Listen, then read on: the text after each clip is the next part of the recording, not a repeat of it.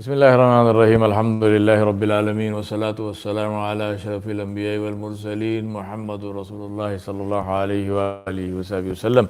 Tasliman kaseeran fama ba'du. My brothers and sisters, crisis brings out the best in some people and the worst in some other people. It's a matter of it's something which tests and shows up people in the real light. When everything is going good, then people are happy, people are doing whatever they're doing. But when the going gets tough, that's when the real metal of people comes out. One of the we are seeing this today. In this time of crisis, in this corona COVID-19 virus situation, I have a sister. My sister works in a very big hospital in New York, where conditions are very bad with COVID patients, and she is working in the COVID ward. She was telling me that every day in her unit, 5 or 6 people are dying. But she says in that situation, people who phone the relatives of the patients who are in the intensive care units, these relatives, when they phone, she says they always, before they ask about their relative, they thank us, they praise us, and they tell us so many good things. And they say, we are so grateful to you. You are in the front line. You are fighting this thing. You have put yourself in danger in order to help us, and so on and so forth. And can you please tell me about my husband, my father, my brother, my sister, my mother, whoever is there in the hospital? She said, this is amazing. Not a single phone call comes from the families who are obviously worried. They don't know whether their loved one will survive or whether they will die. Yet, when they phone, the first thing they do is they don't ask about the relative. They thank the nurses, they thank the staff who are working in the unit. Now, what kind of character of people like this? Think about that. Then she says that not only are they doing that, she says, we are flooded with food because these people are ordering food for us, for the nurses and for the hospital staff. So she said, we get cheesecakes and we get pizzas and we get all kinds of things ordered by the relatives of people who are in the hospital. Imagine how beautiful is that people are going out of their way to be nice to each other, to appreciate and show their thanks and gratitude to the hospital staff who are working to help each other. So as I said, crisis brings out sometimes the best in people. Crisis also brings out the worst in people, because one of the things which is happening, and very sadly that is happening, it happened in the US also. It happened with whole chain of stores owned I'm ashamed to say that, owned by an Indian guy or an Indian family who were price gouging. And of course, here they don't take it lying down. So there was, their stores were shut down, and now they can't open their stores for a certain period of time, and they were also fined heavily. But the point I'm making is that price gouging and hoarding is one of the things that is happening, and sad to say, this is happening in the poor countries. It is happening in India, it's happening in Nigeria, and it's happening. These are the reports I'm getting, that people are gouging prices. So what people are saying is that there are some people, or a lot of people, who are donating money in order to feed poor people. She said, but when those people go to the shops to buy food prices of food grains and essentials have been jacked up, by the shopkeepers. Now, how evil and horrible is that? I want to tell you the view of Islam on this. And I want you to take this message to those people. Whether they are Muslim or not, you go and tell them the message. First and foremost, the Kitab of Allah, where in Surah Al-Hud, Allah subhanahu wa ta'ala Jalla Jalaluhu, He mentioned the story of Hud alayhi salam, of Shuaib alayhi salam, and where Allah subhanahu wa ta'ala to the Qawm Hud, Shuaib alayhi salam said, وَيَا قَوْمِ أَوْفُوا الْمِكْيَالَ وَالْمِيزَانَ بِالْقِسْطِ وَلَا تَبْخَسُوا النَّاسَ أَشْيَاءَهُمْ وَلَا تَعْثَوْا فِي الْأَرْضِ مُفْسِدِينَ بَقِيَّةُ اللَّهِ خَيْرٌ لَكُمْ إِن كُنتُم مُؤْمِنِينَ وَمَا أَنَا عَلَيْكُمْ بِحَفِيظٍ. Salih alayhi salam said to his people, O my people, give full measure and weigh justly, weigh properly, and do not defraud people of their things, and do not act corruptly in the land, making mischief. What remains with Allah subhanahu wa ta'ala is better for you if you are believers. Now, the point I want to make here is that the crime for which the people of Hud, even people of Salih alayhi salam, which are the Qawm Hud, the crime for which they suffered a grievous punishment and they were destroyed was price gouging, was being deceitful in their transactions.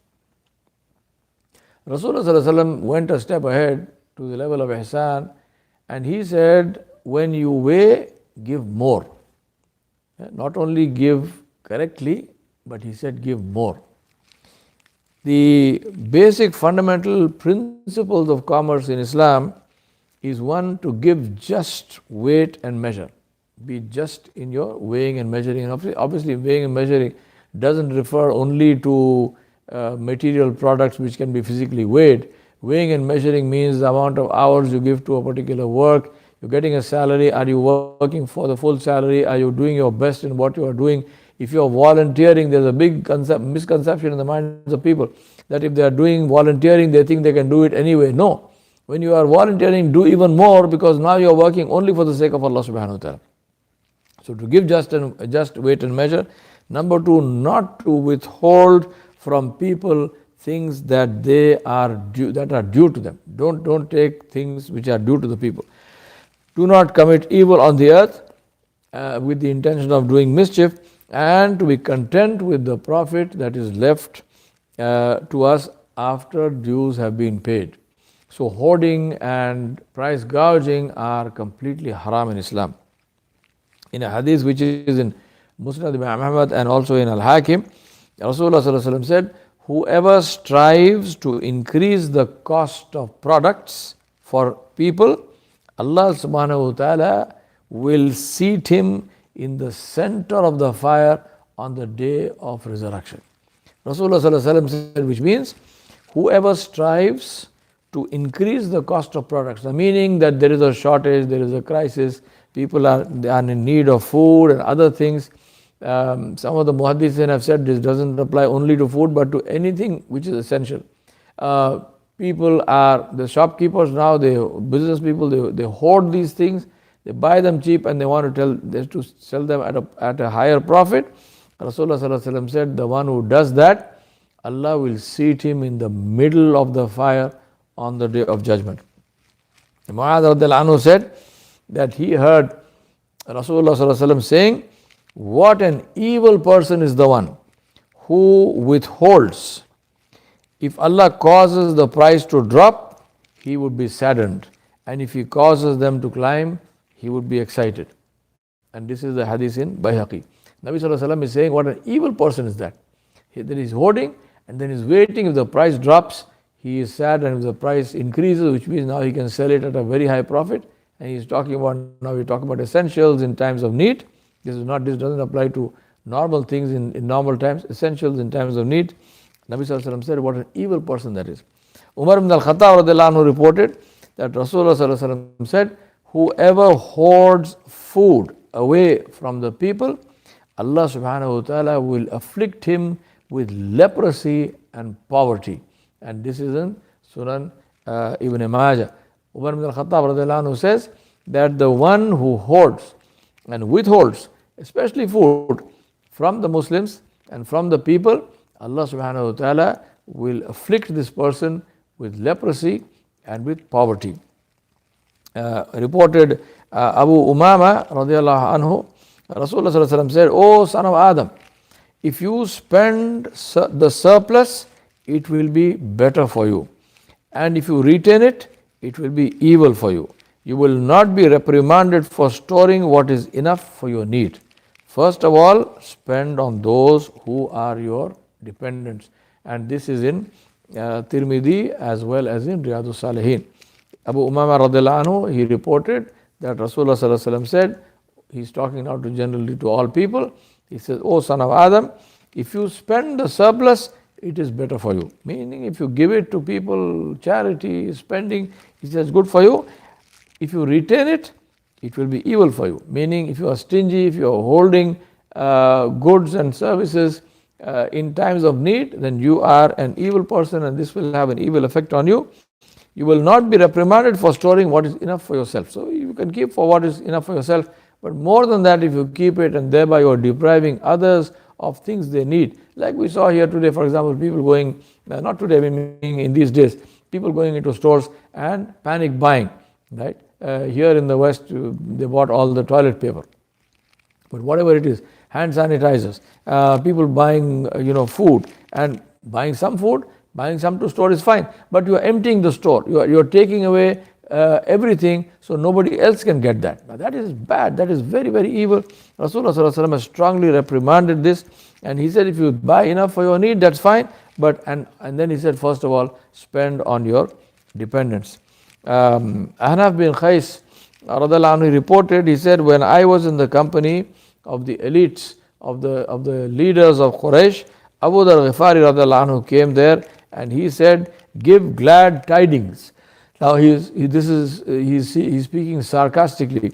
He says, give glad tidings to the hoarders of riches, that their brands would be branded, that their backs would be branded so deeply that the hot iron would come out of their sides. And when the backs of their necks will be branded, it will come out of their foreheads.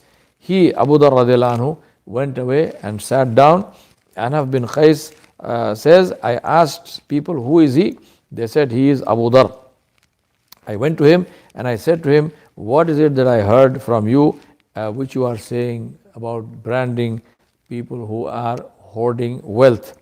He said, I said nothing but only that which I heard from Rasulullah sallallahu alaihi wasallam.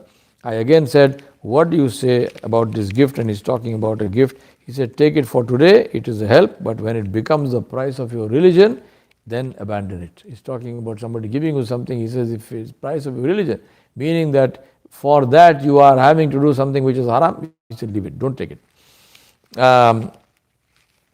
Islam prohibited monopolistic practices, and therefore, I don't want to go into the details of all of that. That's a detailed discussion on monopolies and so on and so forth.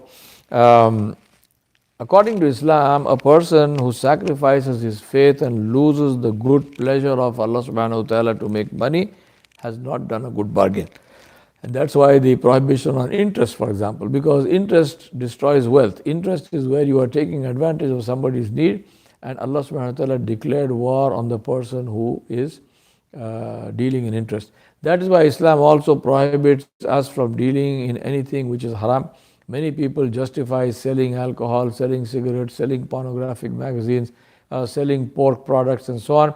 And they say, no, but I'm not selling to Muslims, I'm selling only to non-Muslims. They will buy it anyway, they will get it anyway. Let them buy it, let them get it. It is not your job to give it to them. As far as we are concerned, we are prohibited from dealing in anything which is haram. And all of these things are haram. Cigarettes are haram, lottery tickets are haram, pornographic magazines are haram, alcohol is haram, pork products are haram, sausages and pepperoni, pizza and all of this stuff is haram. Do not deal with them. And if you are dealing with them, dealing in those products, then you are committing haram and you are giving your religion, you are compromising your religion for the sake of money, and this is something which Rasulullah Sallallahu Alaihi Wasallam warned us severely against. Islam also does not countenance cutthroat competition. In Islam, you are supposed to look after the people in the market, which is your customer as well as your so-called competitor. There's a beautiful story in the books of Sirah about this person from the Banu Nadir, the Jewish tribe, who had their own market. This person went into the market and he went to a store which was owned by a Muslim, by a Sahabi of Rasulullah, and he asked for a particular product. The product was there. He asked him how much is that product. The man said, this is cost so much. So this man said, give it to me. This storekeeper, the store owner, says to this person from Banu Nadir was a Jewish tribe. He says to him, please do me a favor. The same product is in that shop over there. He showed him a shop on the other end of the market. He said, do you see that shop in the corner? He said, that shop has the same product at the same price. Please go and buy it from that man. This man was surprised. This customer was very surprised. He said, you are sending me to your competitor? He said, why are you sending me there? You have the product, the price is good, I am happy to buy it. You are sending me there, why?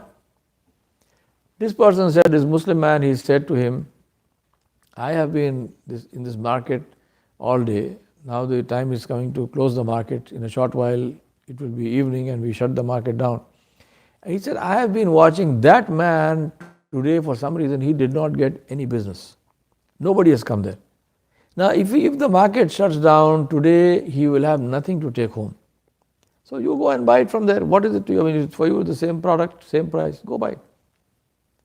This Jewish man, he went to the other shop. When he reached there, to his great surprise, he found that man was from his own tribe. He was another Jewish guy. He was another Jewish guy, and he was from the same tribe, Banu Nazir. So this man, the customer, was very surprised. Anyway, he bought the product. Then he came back to the shop of this Muslim guy, this Sahabi of Nabi Sallallahu Alaihi Wasallam. And he stood there. When he came and stood there, he found that there were some other people buying some things and he was selling. Because remember, if your risk has been written by Allah subhanahu wa ta'ala, that on that day you will earn so much, you can turn away whoever you like, Allah will send it to you. It has to come to you because that has been written for you. If it is not written for you, you will not be able to earn it. If you earn it, you will lose it. It is not going to be with you. But if Allah has written it for you, then nobody can take it from you, nobody can deny it to you. So this man's risk was written. He sent away one customer, Allah sent somebody else. Anyway, he was selling the stuff. So this person came and stood there. This shopkeeper, he saw him, but he was dealing with his customers. When the customers finished, he asked him, he said, what happened? You didn't get the thing? The man said, no, I got it. I got what I wanted. But I want something else now. The man said, what? He said, I want that which is in your heart, where you sent me to one of my own people. Not only is that man your competitor, he is not even from your religion. You are a Muslim, he is a Jewish man. You sent me to a Jewish man because you didn't want that Jewish man to go home hungry. What is it in your heart which made you do that? I have come for that. Give me that. Ashhadu an la ilaha illallah wa ashhadu anna Muhammad Rasulullah. My brothers and sisters, this is the reason why Sayyidina Umar ibn al-Khattab radhiyallahu anhu said, it is not permissible for you to do business in the market of Medina unless you learn the adab and the usul, the principles and the manners of doing business in Masjid al-Nabawi al-Sharif. He said it is not permissible for you to go and do business there until you learn how to do business here in this masjid.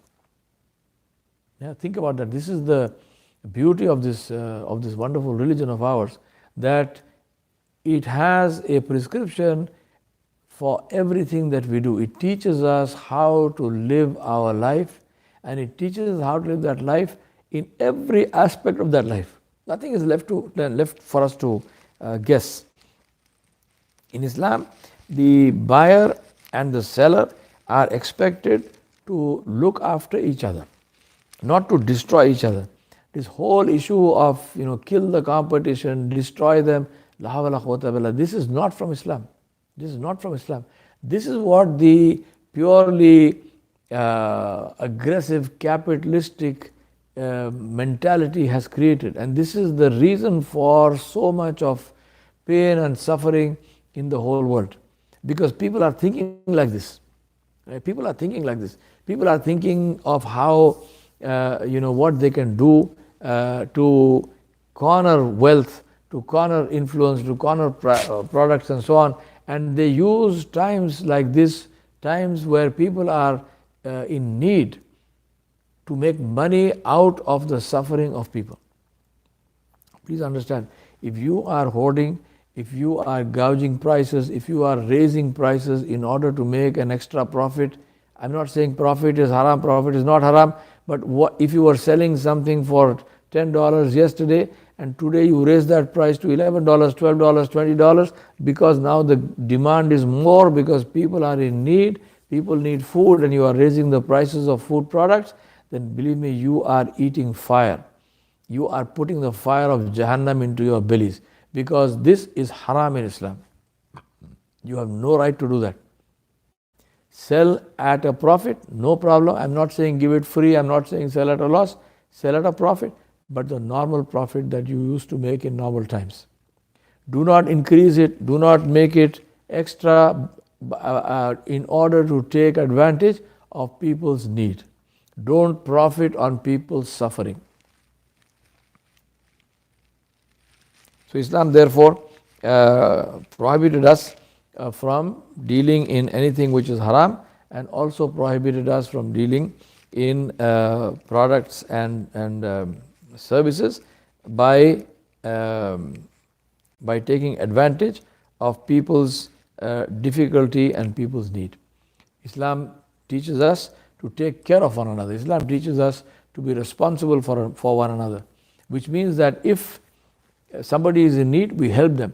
Remember, this is such a beautiful principle, because at the end of the day, if you want your market to expand, what must happen? People should be able to buy your products and services. That is why poverty is like a cancer, because poverty takes away people's buying power. If I am selling something and that sale is the means of my livelihood and my wealth, and I have a situation where my market cannot buy what I am selling because they have no money, then how will I become wealthy?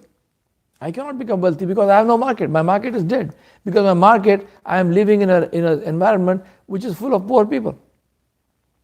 So I say to people, empower people, create entrepreneurship, give charity, support people, because that is good for you. You cannot make money unless people are wealthy, unless people have the ability, they have extra income, they have disposable income which they can spend. Discretionary buying is what? Means people have money, have enough to eat and so on and so forth. They have now extra money which they would like to spend, and that they will spend on whatever your product or service you are creating. But if you don't do that, and if you support a system which perpetuates poverty, which is what is happening in our world today, then you are doing yourself a disfavor, because you are creating, you are cutting out and you are destroying people's power to buy. And if nobody can buy your products, at the end of the day, you will also starve. Right? So poverty destroys everybody. That's why it's like a cancer. It kills the patient himself, and when a patient dies, the cancer also dies. So please do not profit from people's need. Bring down your prices, sell at your normal price, and if Allah gives you the tawfiq, help people. Give at a lower price. As I told you, we are seeing very good stories also. The two families in Kerala which I saw who are buying products, masks and other things, and giving them free. The one person is selling something which was selling for 20 rupees for 2 rupees. May Allah bless them, and mashallah, both of these are Muslim families. Muslims are doing it, non-Muslims are doing it. That is bringing out the best in people, but also it is bringing out the worst in people, and there also Muslims are involved. There are Muslims involved in hoarding, there are Muslims involved in price gouging. Please don't do that. you are playing with fire, you are eating the fire of Jahannam.